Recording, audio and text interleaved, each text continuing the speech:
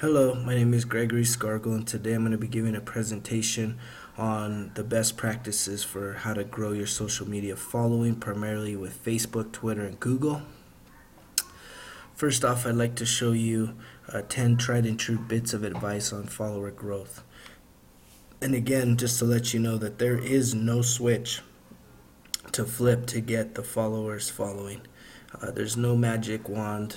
We've seen it often in the news about fake Twitter followers with especially with politicians and the Facebook as well. So here's a simple list of 10 things on how to get more followers. Post great content, write a professional bio, use hashtags, place a widget on your blog, engage with others, create shareable content, reshare others' content, reach out to influencers, stay active, and follow other users. So I'm going to cover 6 points that will also help you to generate more followers. And here we talk about informers versus me-formers, the key to getting 2 times more followers. Rutgers University found that only 20% of users are actually informers on social media, while 80% are me-formers. And it's pretty simple. I mean, I think we get what a me-former is. It's a user who posts social media updates mostly relating to themselves. Informers, on the other hand, are those that are posting updates that are mostly information sharing. Rutgers also did get credit for coining that phrase, me-former. Here's 9 types of updates that has been identified. So we have the IS, which is information sharing, SP, self-promotion, opinions and complaints, statements and random thoughts, me and now, questions to followers, presence, maintenance, antidote, me, and antidote, others. And as you look down here, you can see, some of the common stuff, but I think one of the most important areas to focus on is that information sharing. So as you can look at this chart here, the IS is the information sharing, me is the me formers, and OC is opinions and content, comments, and the RT is random thoughts. So you can see here, informers are really low in these categories, but in information sharing, which is definitely the category where you're going to be able to generate the most followers, you can see here that certainly information shares make up a large portion of that.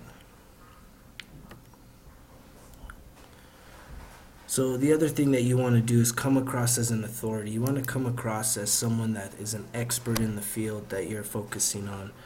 As you can see here, 100 plus more followers for gurus, authors, and experts.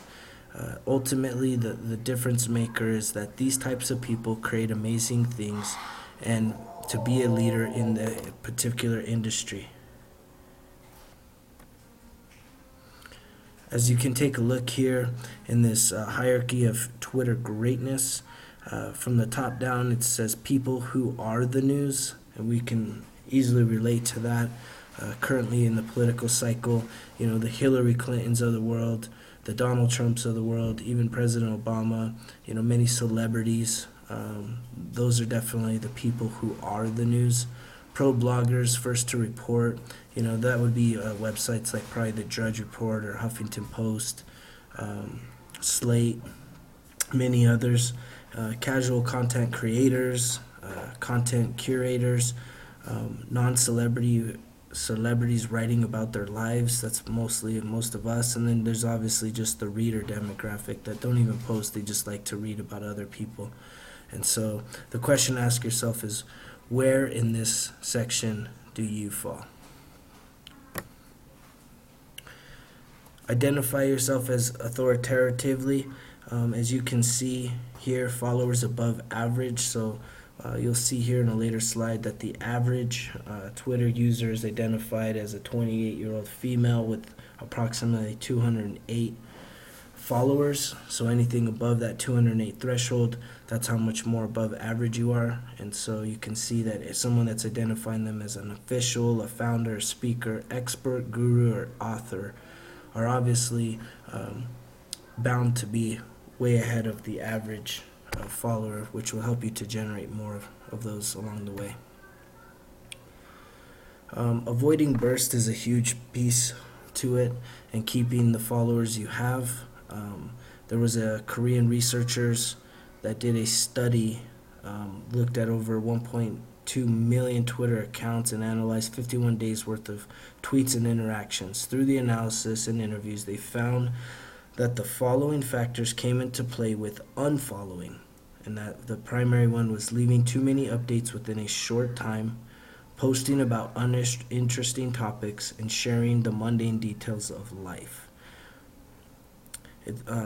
Basically, the definition of bursts is too many updates all at once. More than half of unfollows come as a result of bursts. Now, that isn't to be confused with having a consistent strategic plan for posting content on a daily basis, but it's just kind of randomly just putting a lot of stuff out there in a short amount of time, and really not having a lot of sense to what it is you're putting out there. This breaks it down a little more. It's very interesting, again, as the political incorrect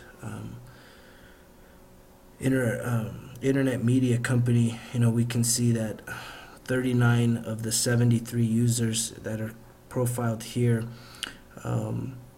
left because of bursts, and they had 2 of them in the politics. As we come down here into politics a little more detailed, there was 8 out of 73 that were unliked. 3 of them because different views, political views that is. 2 of them again for the burst.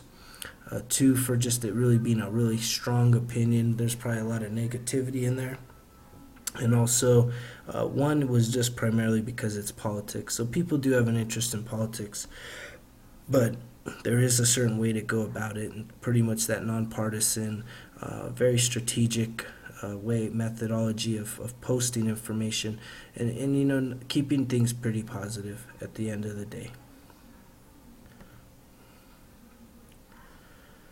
Give people what they want. 52% of followers want special offers. And so I put a couple of things up here, but at the end of the day, this is primarily focusing around brands that are trying to leverage social media, which can easily play into politics. As far as, a brand for a political campaign, whether that's a governor, a counselor, or a senator, or the president of the United States. And so let's run through these real quick. Number 1, 55%, they like the brand as to why they follow. 52% to be notified of special offers and promotions. 51% staying up to date with the brand and news. 44% learning about new products and services. I personally have responded to a company that told me that if I liked their Facebook page, that there was a code there and I would be able to get a discount. And so I have responded myself to utilizing these gimmies as far as following people on social media. Number 5, 38% current customers. 38% to take part in competitions. 34% they tweet interesting, entertaining content. I think that's another key to it, is keeping stuff fresh and original, being creative. Number 8 is 33% to get freebies. Number 9 is 30% for access to exclusive content. And 27%, number 10, is to give the brand feedback. The more you post, the more followers you'll have. Now, that isn't in the context of overwhelming and being a nag online on a daily basis. This is more spread out over the period of a long period of time. So as you can see here, a Twitter user who has sent 1 to 1,000 tweets has an average of 51 to 100 users. Users who have tweeted more than 10,000 times are followed on average by 1,000 to 5,000 users. It's estimated that a person with more than 15,000 tweets has between 100,001 to 1 million followers. And again, that's over a long period of time. That's not over a short period of time. As you can see here, the number of followers, the average tweets, it kind of shows those numbers but in a graph. Lots of tweets equals lots of activity. Lots of tweets equals lots of experience, which can always help you to become a better tweeter the more you tweet. And lots of tweets equals longevity. There's no way you're going to knock out 15,000 tweets in a month. It may even take you over a year to do that. You know, this kind of breaks it down. Posting 10,000 updates would mean a year's worth of 27 posts daily. You know, at the end of the day, I think that does kind of stretch into that negativity, that that place where people are being bursted, and they don't appreciate that.